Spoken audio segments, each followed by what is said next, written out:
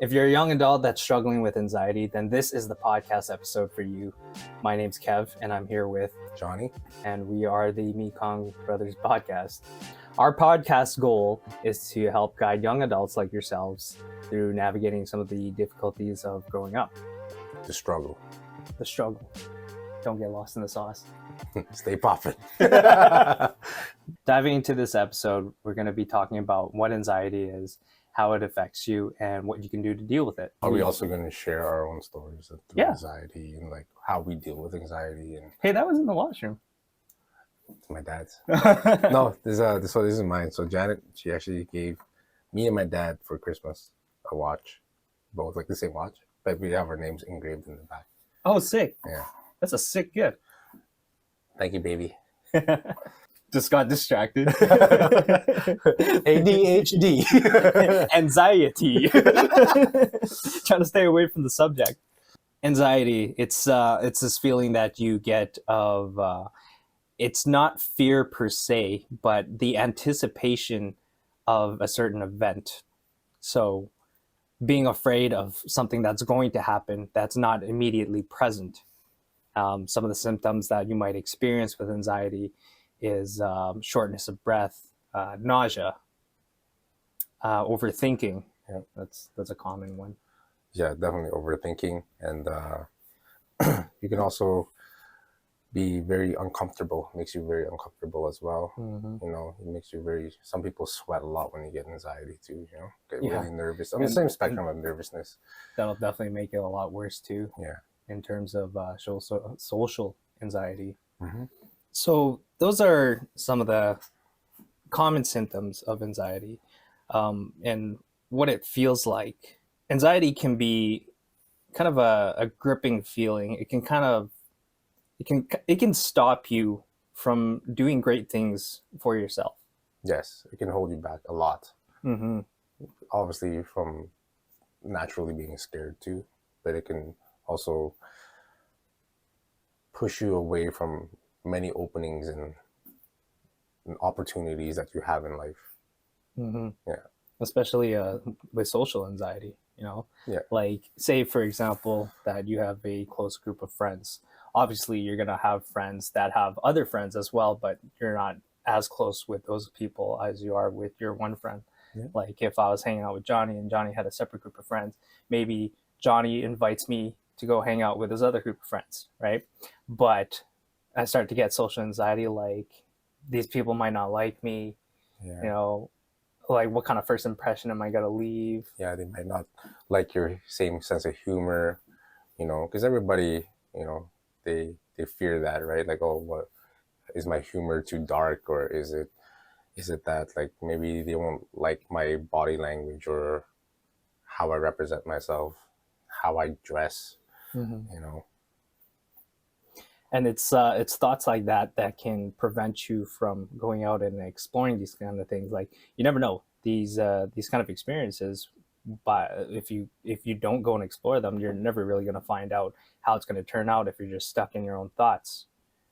Like, so instead of worrying about these kind of things, you can just go ahead and do it. And I know that's not as easy as it sounds. Like, it's easier said than done. Yeah, way easier said than done. Even till this day, like, I'm sure you still have some type of anxiety around Absolutely. certain things too, right? Yeah. Same with me. You know, I get very nauseous sometimes when I'm like very nervous. I actually want to throw up a lot before, like, whatever I'm doing. If I'm like really nervous or the anxiety is killing me, I'll like start gagging. Like, I just can't control it. Yeah, no, yeah. I totally get that. Yeah. Like, I think the very first time I've experienced anxiety firsthand, I didn't even know it was anxiety. Yeah. Because, well, like, no one's gonna know what it feels like. No, just think that, oh shit, this is what happens to me like all the maybe time. I'm sick. Yeah, this is normal. That happens to me every single time, right? Mm-hmm. This is normal, but actually it's not. It's just, you know, your mind and your mental capabilities, you know, you're struggling with it. Mm-hmm.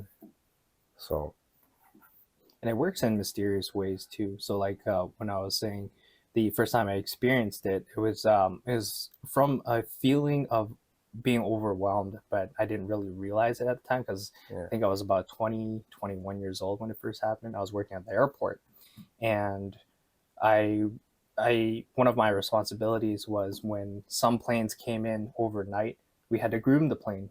We had to clean the inside of the plane. So we had a couple flights back to back coming in. So we had to delegate one person to hang back and clean the plane while the other guys took in another plane and took out the luggage. So Yeah. I was designated to groom a plane by myself, which is kind of a big task for a single person. And when I had to do that, normally we have the plane hooked up to an external power source so that we can keep the lights on and the ventilation. But we couldn't do that because we parked the plane away from the airport to make room in the gate for the other plane that was coming in. So when I was cleaning the plane, I was in the dark. I was by myself, and it was in the middle of winter too. Here in Winnipeg, it gets pretty cold. Yeah, Right? minus So 45. yeah, I don't think it was that extreme, but it was cold enough that I could see my breath while I was in the plane. And all I had was a tiny little flashlight with me to clean the plane. And then I remember as soon as I just finished the plane, I had to radio somebody to come pick me up to take me to the other plane to start doing it. And then I just started getting super nauseous and I had a shortness of my breath and I couldn't figure out what the heck was going on. I was just like I got really sick out of nowhere and my mind was racing, my heart was racing, and I was just like I kept thinking like what is happening? Like why is this happening? Mm-hmm. And my conclusion was I might have contacted salmonella because I recently bought a lizard and it was at my place and I kept the lizard in my bedroom and I remember reading about it not to make too much contact with the lizard. It was a bearded dragon. Oh yeah, yeah, I've seen one of those. Yeah. Did you ever see mine? No, I don't think so. I don't think you met me yet when I had it. Yeah, no, it passed away way before I met you. You forget to feed it. No, I fed it all the time. It passed away from old age. Those Okay. things don't really last that long. I thought lizards grow like super old. I don't know. Maybe not this one. Maybe I didn't take good. Let us know. Yeah, drop a comment. Let us know how long is a bearded dragon supposed to live. I don't remember how long ago it was or how long it lived. I just remember that when I had it, it was in my bedroom and what like it wasn't loose. It was in a terrarium. I think that's what it's called. Yeah. It's like an aquarium, but for Good lizards. for lizards, yeah. With the heat Yeah. sink and everything. Yeah. And the thing pooped a lot, so it stank in my room all the time. Shit. Maybe you did have salmonella. I was thinking that it might have been salmonella. I was Yeah. like, oh, that damn lizard, man, got me sick. But that was the first instance that I felt anxiety, and it took me a couple more years to get another anxiety attack from there, and it was only until the second time it happened where I realized that there's a very similar feeling of what I felt before, and I guess the feeling of overwhelm, the overwhelming feeling came the first time because there's just so much to do in such a short time frame, right?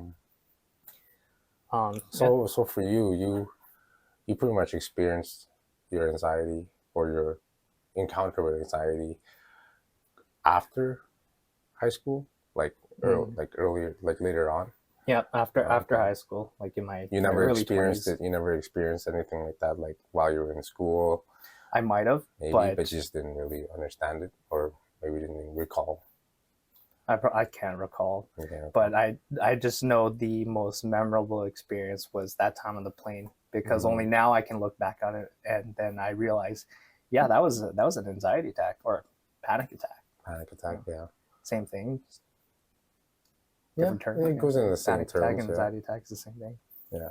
I think for me, it was at a younger age for sure. I think feeling a lot of pressure to do well in school, that would always overwhelm me a lot. Just because, I wasn't the smartest kid. I tried my best, but it's just sometimes things didn't want to click. So it was always like the peer pressure from my parents, trying to impress them, trying to do better. The next years, I was trying to do better. Mm-hmm. They always wanted me to be like that A+ student, and I couldn't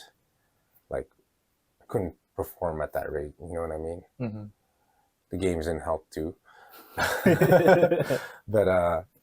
just like that, and then I think I felt overwhelmed at a very young age, and it obviously helped me grow too. But you feel it, and then even when you grow older, like when I was, say, like going for my first job interview or stuff like that, just doing the interviews, you know what I mean, would Mm-hmm. drive me insane. Like I'd be like almost passing out, not passing Yeah. out to that point, but Losing sleep the night losing before. sleep. I'm like shaking. I'm thinking about it. Mm-hmm. I'd be like, I feel like I want to vomit sometimes, you know, and then I'd be like shaky, like my voice would be really shaky all the time trying to talk.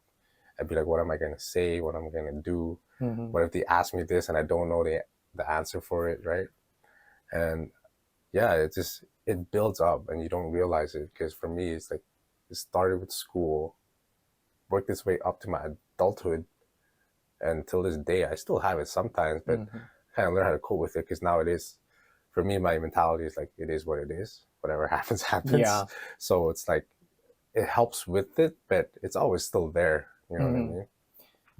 And that's a healthier mindset to have, and you're not gonna get that right away, because when you're young, and as soon as you're finished school and you're going into the workforce, yes, that constant pressure is going to exist, that you need to accomplish something.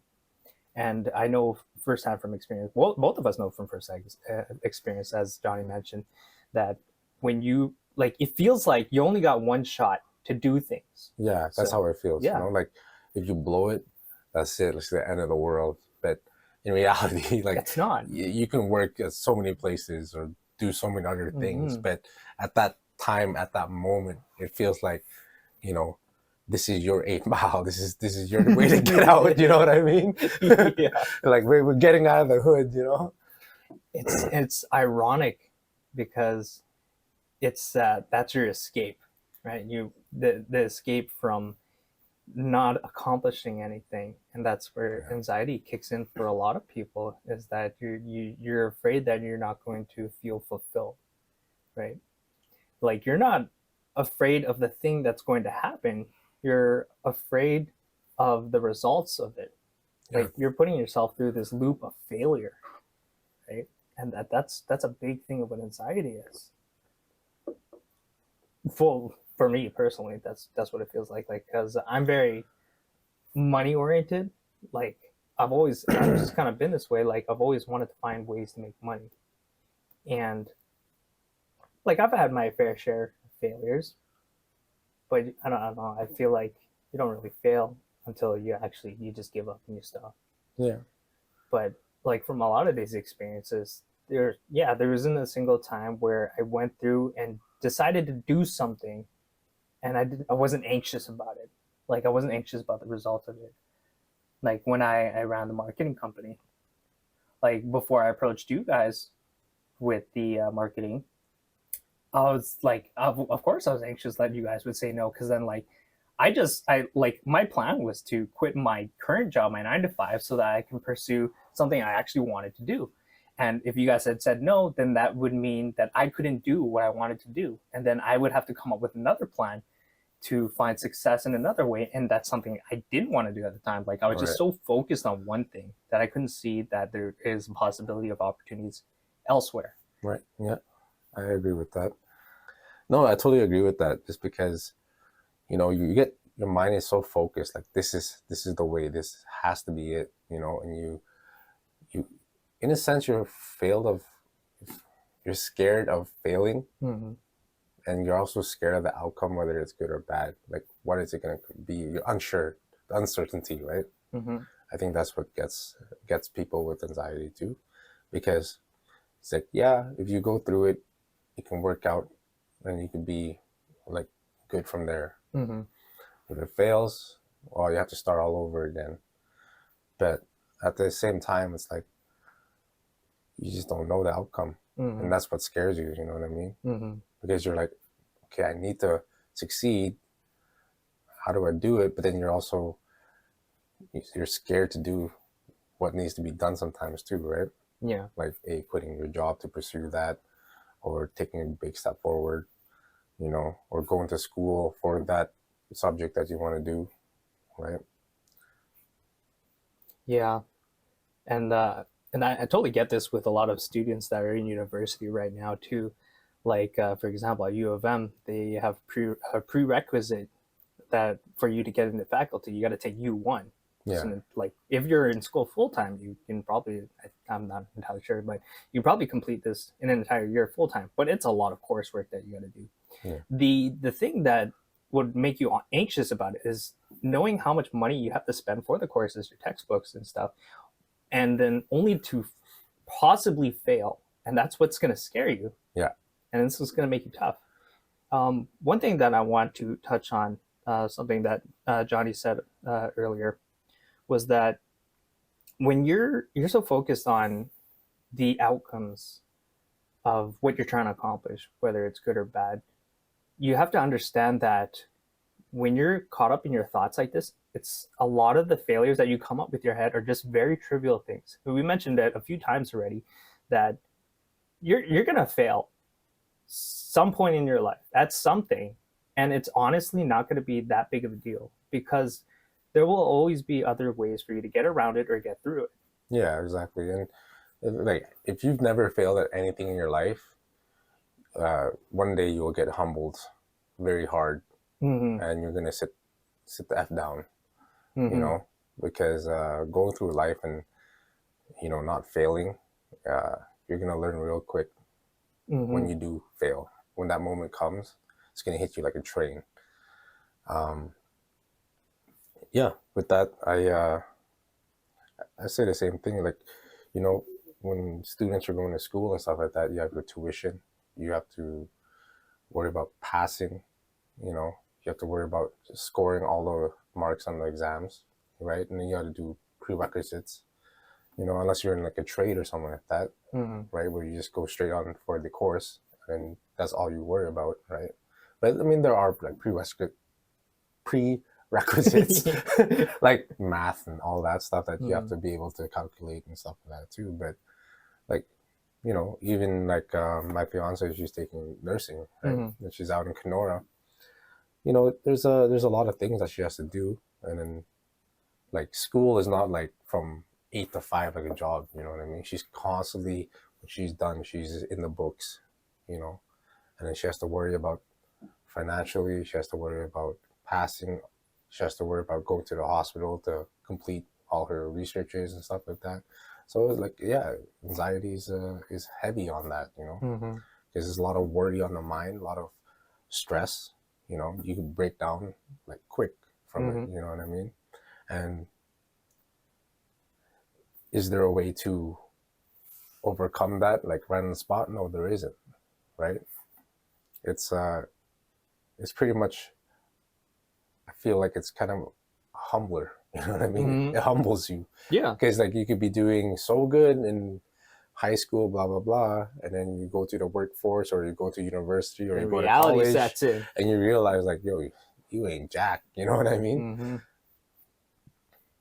Mm-hmm. And it's a common subject that I hear about often from older generations with how younger generation people raise their kids is by they criticize when people coddle their kids too much. They don't let them experience life the way they need to while they're young, because then you end up growing up with privilege.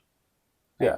So, you have your parents always paying for everything, getting you what you want, all this stuff, spoiling you. Of course, like your parents are not doing a bad job by spoiling you. They just want you to be happy, right? Yeah. But like like the result of that is that, say for example, you finish school, you want to go get a job, then you kind of have a mindset that somebody's going to give you this job, right? Mm-hmm. You're gonna have things handed to you, and when it doesn't happen, your life just kind of shuts down, and you don't really know what to do or how to figure that out. Yeah. No, because like when you're looking for a job and stuff like that, a lot of workplaces, they'll want a young guy, whatever, right? But then they'll also want 5 years experience. Ridiculous. But it's like, where are you going to get those 5 years experience from when you're fresh out of school, or you're fresh into the trade or something like that? Well, where's that years of experience going to come from, right? If I never turned a wrench ever in my life, and I just came out of school and I want to be a technician of some type, how am I going to get the experience? Mm-hmm. You gotta give me a try, right? And, yeah, that could be nerve-wracking too. for people that want to join the workforce and have to worry about those kind of things. But Yeah. you guys got to understand that when you leave a good enough impression to potential employers, somebody's going to take a chance on you. And most of these times, when you do apply for an entry level job, um, even if the job posting did say like 1 to 3 years experience preferred or required, Yeah. I think that they really only put these things to kind of screen most people, kind of weed out the weak. We don't do Right? People are gonna look at the job description and be like, "Oh man, I can't do this." But you got to keep in mind that these are expectations for the job role, yes, but normal people wouldn't have these expectations of you. When you're joining the workforce, you're gonna learn most of the things on the job. Yeah, and you're gonna have anxiety a lot at work. Mm-hmm. Because when you don't know anything about the job, you're just starting, and you're gonna have to learn new things. It'll come overwhelming at first. Yeah. Like, I've never worked in the automotive industry. I do now. I've been working 6 months, and I got a job thanks to Johnny, working at the same place as him. And thanks, man. And I joined the parts department. So Johnny's a car guy. Me, not so much. I like cars, but not in the same sense that Johnny does. Like, he's knowledgeable, right? Like, it's his whole life. Everything is around it. His career, his life, his hobbies, everything. It's my mojo. It's his mojo. For me, it's just like, man, that's a nice GTR, man.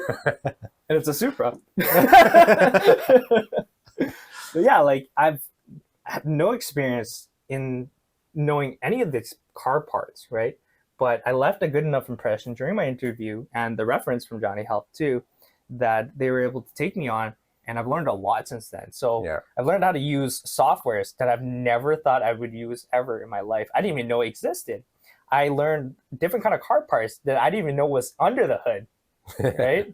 I think the most common thing that I know now is a link stabilizer. That's my favorite that's a one. very common thing to go. Yeah. But yeah, like, you ain't gotta worry about being inexperienced and joining the workforce. Like, you're gonna learn a lot of things as you go through life, and it's not just with work and like with school. Like, school too. Like, as I mentioned with U1, you're gonna be afraid to fail the first year because ideally you'd like to get past U1 so you can get in your faculty, get your degree, and then get a job right away, right? So you can cut as much time out as possible so that you can start making more money, right? But that might not happen for everyone. Mm-hmm. And that's okay, because it's not a race. It's a marathon. When you're going through life, it's not a race to see who can get a job, who can get a house, who can start a family. Like, everything's gonna go as it needs to for yourself. Like, myself, for example, like, I had a kid when I was 22 years old. I didn't have high school. I didn't have a college degree. After I had my kid, that's when I decided I was 28 years old when I got my college degree, and I still didn't have my high school. I got my college degree by special entry because I applied myself and committed to doing something that I was not comfortable with. Yeah. And yeah, that was a scary time for me too. Like, did I want to do it? No, but I needed to do it because I needed to know if I didn't do it, then I wouldn't grow. I would be stuck in the same position that I was at. And I think the fear of not growing, of not accomplishing anything was stronger than my fear of going and trying something new. Yeah.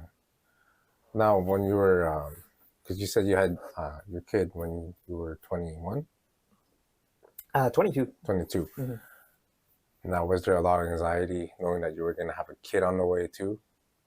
To be honest, I was so dumb when I was that age. Still is. Okay, that's I got nothing to say, man. That's all truth. I was naive when I was that age. Yeah. Okay, because I've always been the type of person, and this is where he's not wrong. Like, I am still dumb because I like to live in the moment. I don't plan too far ahead. Yeah. And because I like to live in the moment, this allows me to take greater risks. But I'm getting off topic here. So no, I wasn't worried about having a kid at such a young age because I didn't anticipate the financial. I don't want to say no. It wasn't a financial burden. Like I love my son. He's 10 years old now, and he's a wonderful kid. Yeah. I didn't understand the financial challenges. Yeah, that's the word. That would come with having a child. But yeah, like I was just in the now mindset, right? So like, oh, cool, we're gonna have a kid. We'll figure it out as we go, which was a very challenging thing to do because I had to learn a lot of things. I had to learn how to grow up quickly. So that was when I was working at the airport. Around the same time I got my first anxiety attack. Yeah, maybe, and that might have been probably contributing to that. You got overwhelmed. Maybe, yeah. And I didn't even know it at the time. So I knew I was not making enough money to provide for my family because I knew that if we're gonna have a kid, we're gonna have to get our own place because I was living at my parents' place. And like there was so much to it that it just kept coming and coming. Yeah, nonstop. Mm-hmm. And I guess, yeah, that might have been the contribution to why I had my first anxiety attack. I figured it out, guys. Okay, man, we got the solution. Yeah. Plan ahead. Don't be like Kev. What the f does that say? That says impotent. Oh. I don't know. Impact of anxiety. No, this one. That one says causes of anxiety. Oh, it looked like California. I when I wrote that, I didn't have an armrest and I was sitting at an elevated desk and I just had a rock star, so I was shaking while I was writing it. Oh yeah. To be fair, I thought that I would just look at it for my reference. I thought you would look at your phone for your reference. Oh my God. I'm getting anxiety while I'm writing this. Yeah, that right there is anxiety. When we plan out these podcast episodes, we're still trying to figure out a good structure on how we should talk about things and how deep we can go into these things. So when I'm writing out these ideas and what to talk about, I get super nervous. Yeah. Just like when we have to start talking in front of the camera. That's why it's all these squiggly lines. If you guys can see that, that's my handwriting. For the people that are listening to this episode and not watching the video, it doesn't look great. It's very ineligible, obviously. We talked about how anxiety can stop you from exploring different kind of things like good opportunities. But what we didn't talk about is how anxiety can also affect the relationships that you have. Yeah. With people around you, like your partner, your significant other, or your children. Yeah. Or your family. Yeah, it's good to get off onto that. Yeah. So, like anxiety, when you have anxiety, it can lead you into a world of trouble as well. You know, if you can't handle it properly, it can lead you into abusive of drugs, alcohol. You know, every time you feel anxious or you get nervous, you know, you pick up a bottle, right? You drink it away just to forget. You know what I mean? If you're struggling with that, right? You don't want to rely on those substances for helping with your anxiety and stuff like that, because you're going to be reliant on it and you won't be able to function properly, you know? You know, some people always say like, oh, it helps me calm down and stuff, but it's like, what happens when you don't have it? You know, you can't carry a bottle with you everywhere you go. You get in trouble for that, you know? They'll come back with a vengeance. Yeah. Or like, you know, you smoke pot. That's fine. But like, you know, you can't smoke a joint and go into an interview. I'm not saying you can't bomb that so hard, you know, but you know, they're gonna catch on with it, right? And it can, and leading with that, if you're getting into drugs and stuff because of anxiety, you could feel pushed away from your family, your significant other, you know, because you're becoming reliant on it.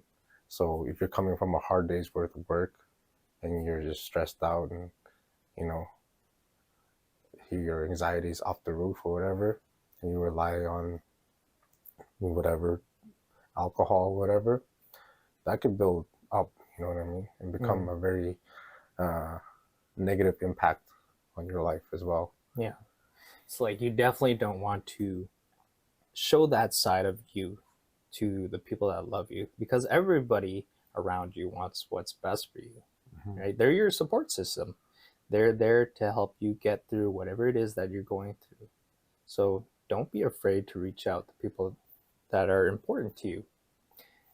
Now, a lot of things that can be impacted by anxiety in regards to relationship too is like time spent with the people that you love, right? So I gave an example earlier about having to hang out with an external group of friends through we're mutual friends, right? Yeah. Now, think about this. It's your best friend that wants to hang out with you, just, around other people. What you're giving up is an opportunity to create more memories with your best friend, with other people. That's not a bad thing, and you can also take that example with your relationship too. Like, I've heard a lot of stories from other people as well, like of having partners that don't like hanging out with their partner's friends. Like, say for example, my fiance. Like, what if I didn't like their friends, or didn't like hanging out with their friends? So I'm not saying that I don't. I do. I love her friends. Like, I'm a social, He hates social y'all. person. He hates y'all. He's lying. He's lying. But imagine if I was not comfortable getting out of my own personal bubble to hang out with people that I don't know. How would that make my partner feel? Then she wouldn't want to invite me to hang out with her. What she's really saying is, I want to spend time with you, but with my friends. That's essentially it. But if I'm in this mindset where I don't want to go out and meet new people, hang out with new people, then I'd rather not be there. I'd rather just be at home. Then she's going to take it that way. She's not going to look at it like maybe he's having anxiety, unless you openly communicate that with her. And that's another subject for another episode. Yeah, I mean, it can go like,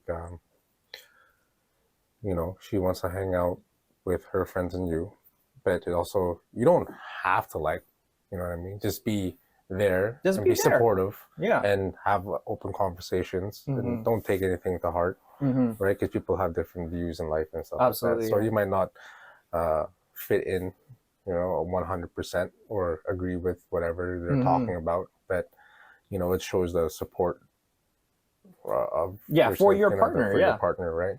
So with that, like, when you have high anxiety and stuff like that, sometimes you just don't want to deal with them, right? And it can create problems too, because maybe your significant other was looking forward for the hangout, right? Maybe you guys were planning a big dinner or something together, and all of a sudden, because you have that anxiety, you're now saying, I don't want to go, I don't feel comfortable going. But she's been looking forward to that hangout for like maybe a month, maybe 2 weeks, and that's what she's been looking forward to, and now you're just letting her down because you can't commit. You know what I mean? And that shows commitment as well, right?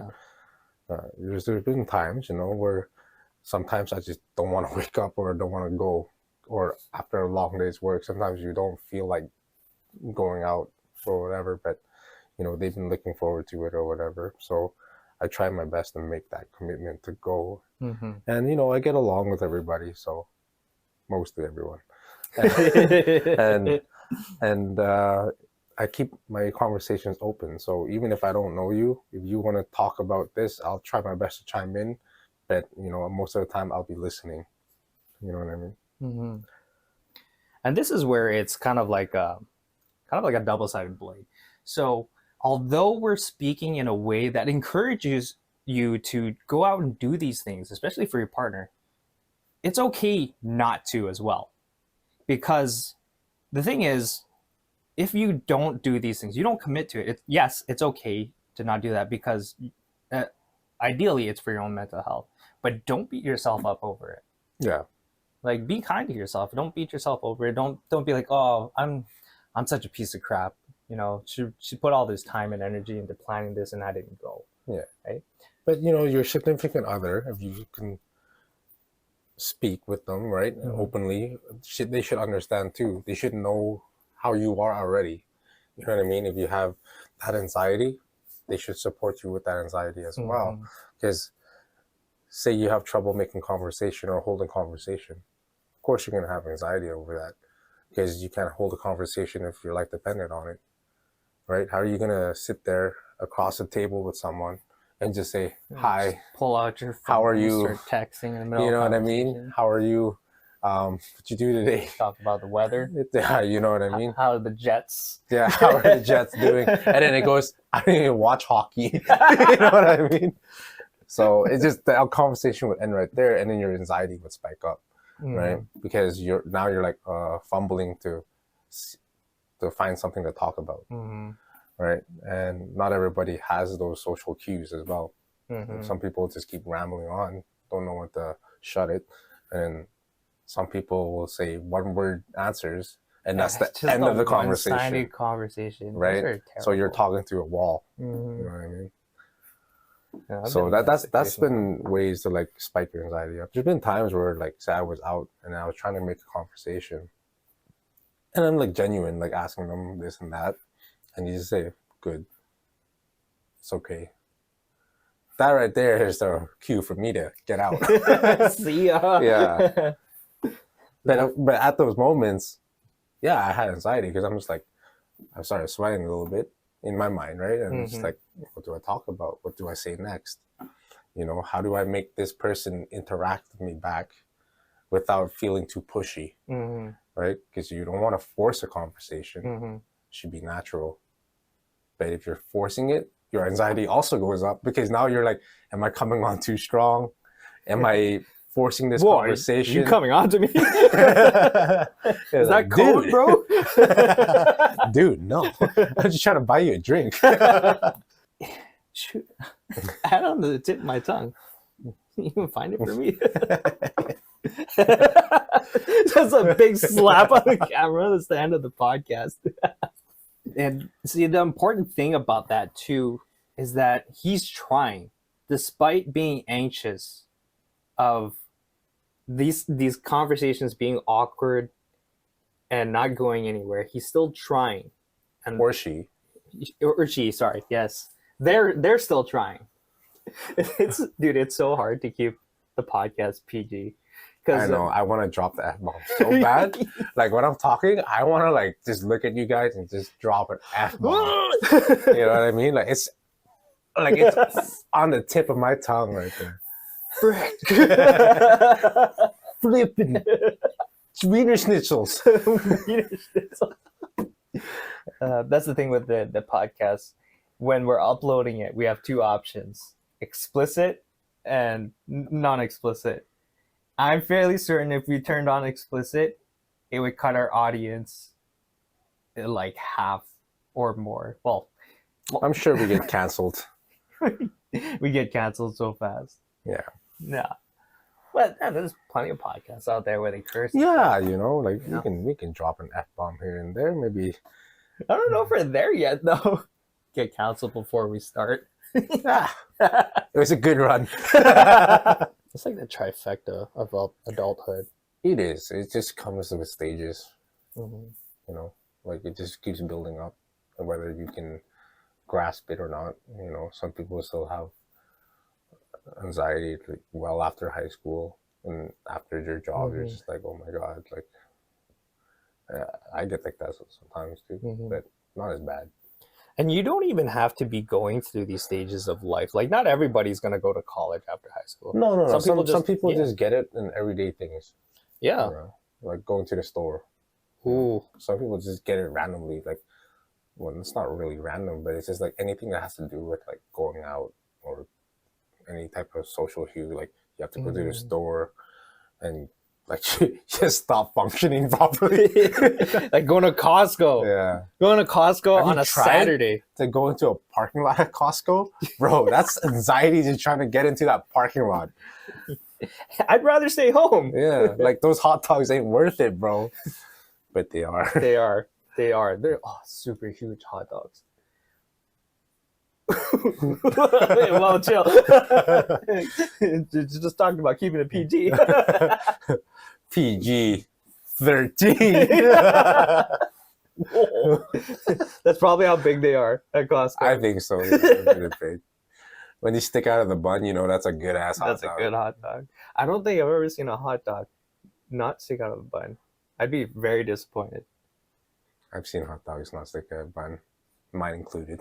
Oh my god. PG-13. We're talking about this too long. Cut. When you know you're gonna go to a place like Costco, I don't know, like they have Costco in the States, right? Yeah. We're not cultured. Uncultured people. Uncultured Barbarians. Just a couple of bums in a basement right now. Kind of, yeah. Going to Costco, and like if anyone in their adulthood has not gone to Costco, let me tell you something. If you haven't experienced anxiety firsthand, then you're going to recognize this as anxiety, is thinking about having to drive 20, 30 minutes to Costco only to get into the parking lot, to hunt down a parking spot. It's going to take you another 10, 15 minutes. And this is on a Saturday. You're not working, you're a young adult. You ain't got kids. You ain't got nothing to do, right? Do you really want to spend an hour of your time just trying to find parking at some place where you're probably going to buy one or two things? Yeah, and you know how bad it is when a cop has to patrol the parking lot, exiting and entering the parking lot. That's how bad it is, and what kind of condition it is on that road to turn it into that Costco. It's so bad because you got a cop that patrols cars coming in and going out. Mm-hmm. And it's just like, if that cop wasn't there, there'd be people lining up and just traffic backed up. Just trying to get into the Costco parking lot. Not even getting in the store yet, just trying to get into the parking lot. Man. And that's not even the worst part of it. The worst part is when you're in there and you're trying to find the things that you're looking for, and then you got to line up for the stuff that you got. And how long does it take for you to line up on a Saturday? Yeah. Right? And I'm pretty sure most of you nowadays get anxiety when you're at the cashier paying for that and you see how expensive everything is. This is where modern society has adapted to social anxiety, where they have self-checkout lines now. Yeah. Thank goodness for that. Mm-hmm. Well, not necessarily. Because here's another scenario for you. Imagine going in line for the self-checkout, and there's a wicked line behind you, and there's one item in your cart that you can't scan for some reason. Yeah, exactly. And then you're just looking back, and the person behind you is like, it's got their arms crossed, they're tapping, looking at their watch, and you're like, what's going on, man? Yeah. I just want to buy this hot dog. Or I don't know about, other races and minorities, but I know for a fact a lot of my Asian brothers and sisters, when they were small, they're going grocery shopping with their parents. And then they're in line. There's no self-checkout, right? With this. And all of a sudden your parents that you're with go, I forgot something. I'll be right back. And then you're standing there. You got no money. And that line is moving forward. That is anxiety, brother. What do I do? I wasn't trained for this. That right there is high anxiety, brother. When that line is moving and you ain't got nothing, you're like, I came here with my dad. My dad's gone. And then you feel like you got to convince everyone in line and the cashier that this is a real story. I'm an 8-year-old kid standing in line with a cart full of groceries. Yeah, where the heck are your parents? Yeah. And like, brother, that happened to me countless amount of times because I used to go shopping every Friday with my parents or my dad and my grandma.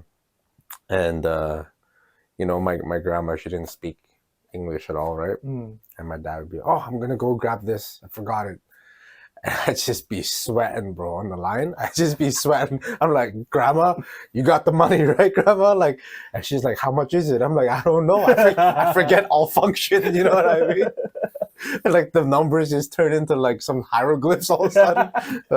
All of a sudden dyslexic. Just I know y'all can relate with that. Yeah, most definitely. I think I'm getting to that point of doing that now.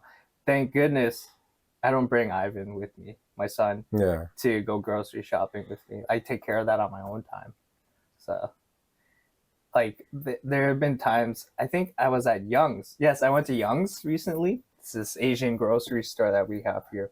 And I went to go line up, and it's busy too. It's the new one that opened up. Oh, the one on the McPhillips store. Yeah, close to our work there. Yeah. And I went there to go pick up a couple of snacks, and there was these drinks my fiance wanted. I think they were called Choco Milk or something. They looked like little juice boxes, but they had chocolate right? milk in it. Yeah. So I grabbed the pack already, and I brought it to the cashier. And as I'm loading things onto the conveyor, I noticed that one of the boxes are leaking. I'm like, oh, shoot.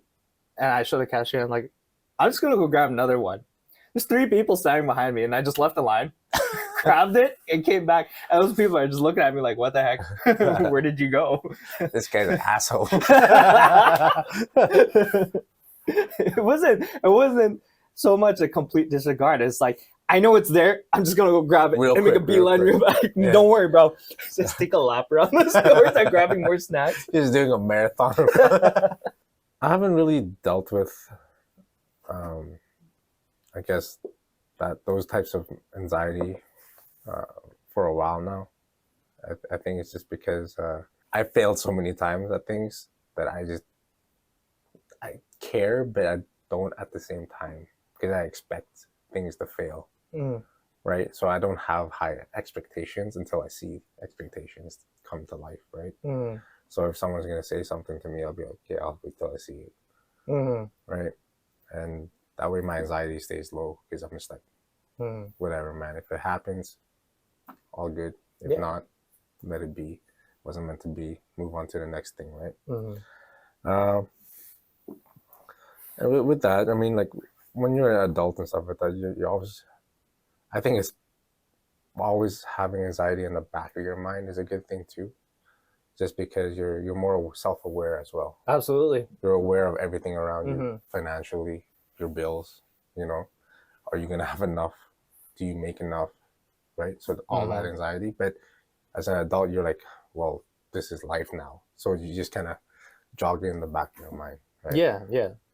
So if you look up anxiety on the internet, a few of the descriptions will actually say that it's not a bad thing to have anxiety, because anxiety is, I said it earlier, it's not exactly the fear of an immediate threat, but anticipation of something going wrong, right? Want to test that? Yeah, boom! Let's Google it right now. Yeah, if you check out the Wikipedia, we're going to do Kev's not BSing. This is one of those moments where Johnny's like, his expectations are low. Anything Kev says, it may or may not be true, but it's okay if it's not, because we'll just move on. But we're going to fact check. We'll see it when I see it. Anxiety is a normal part of life. Many people worry about things such as health, money, or family problems, but anxiety disorder involves more than temporary worry or fear. For people with anxiety disorder, the anxiety does not go away and can get worse over time. All right, I'll give you that one. 100%. Okay. What is that? Is that Wikipedia? No, that's just the first Google search. Go to the Wikipedia. Right there. Right there. It says something about immediate threats. Yeah. Something like that. Anxiety is different from fear, and fear is defined as an emotional response to a real threat. There. Whereas anxiety is anticipation of a future threat. It is often accompanied by nervous behavior such as pacing back and forth and what is that? Rumination? Rumination. What the hell is that? I don't know. But yeah, it's not a bad thing, because it is a part of you. Like, if you're experiencing it, if you're going through it, it's a part of you. It's a part of your neurological pathways. It's a chemical that's produced in your body that causes you to feel these things. So, I totally agree, because I think people are born with anxiety, because, you know, like, even say we're cavemen, you're going to have anxiety because you're like, what am I going to eat? How am I going to survive this winter? You know, who am I going to breed with? You know what I mean? How am I going to keep that PG? You know, like Who am I clubbing tonight? I was literally gonna use that kind of an analogy. An analogy. yeah, because you got to worry about, you know, when you got a kill or something like that, like you know, talking about way back, like caveman or whatever. You know, you got a kill or something like that. You got to worry about, is there another threat coming? Is there another clan coming? You know, how are you going to survive over the frost, right? Yep. Stuff like that, right? Anxiety. Anxiety is a part of your survival instincts. Yeah, and it can also drive you to survive, right? I think I read somewhere too, it's fight, flight, or freeze. So there are three key aspects of anxiety. Which one are you? I guess it depends on the situation. Yeah. I'll freeze, fight, and then flight. Let's get one quick shot in and I'll run away. Yeah, that's right. Which one am I? But yeah, I agree with you. I think it depends on the situation. Yeah, it depends on the situation. I don't think I'm ever the type to freeze, though. It's either fight or flight. Yeah.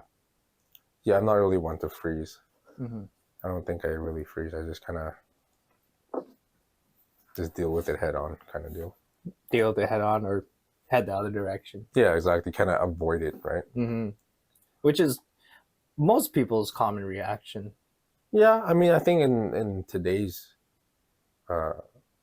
social, people will always kind of avoid things, right? So like say you're walking and then someone gets hurt. Most people, believe it or not, will walk the other way. You know what I mean? They try to avoid it, right? They don't want any of that upon their daily routine. You know what I mean? So yeah, I get that, because there was one time where I was working as a cabinet maker, and I was on my way to pick up a coworker. I think you know this story. I was on my way to pick up a coworker, and this is just after a snowstorm. The snowstorms suck here in Winnipeg. They're so bad. So I went down a residential area. They haven't plowed it yet, and I was driving my Civic at the time, and I didn't have winter tires on. Of course not. Of course not, because I'm a smart guy. Right? So I see a bus already there. It's stuck. And I'm like, I'm going to be late for work. Anxiety kicking in. I don't want to be late for work. I got to pick up my coworker. Someone's waiting for me. All this stuff's going on. So what do? Try to plow through the snow with my Civic. And of course I get stuck. And I'm stuck there for like 3 or 4 hours. And somebody else was stuck on the opposite side behind the bus. Their husband came with a truck and a tow chain and towed them out. As he was finishing up towing out his wife, I asked him if he could come. He towed me out too. And he was like, "Oh, sorry, man, I got to get to work." Like, okay, yeah, no harm done. You know, he's like, he's going to say no. What am I going to do, force him? Yeah. Right? Like, but I get that. Like, people don't really want to go out of their way to do things for strangers. Yeah. And that's not even the worst part of that story. There was a couple of guys in a tow truck, and they were circling the area because they saw a lot of people getting stuck there. And they came by and approached me, and they asked me if I wanted to get towed out. I said, yeah. They're like, okay, just toss me $50. I didn't have no cash on me. I was like, no, I'm sorry, man. I don't have money. And he's like, oh, okay, well, he just took off.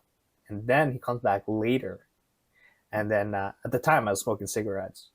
And he goes, so I tell you what, I'll tow you out if you give me a smoke. I'm like, okay. I give him a smoke. He gives his buddy a smoke. Right? And then like, all right, thanks. And then they just took off. Oh my God. I think that was the first time where I completely lost faith in humanity. Yeah. It's like, man, that sucks. Right? And I just felt like a huge victim of my situation. You got stuck and he stole your smokes. Yeah. Boy. Can you imagine if I gave them $50? Imagine if that they drove off. $50. Yeah. Yeah. Imagine you gave him $50 and your cigarettes. Oh man, I'd be just like ringed out dry that day. But I wasn't stuck there the whole time. Somebody did come and take me out. You know who? Jaden. Yep.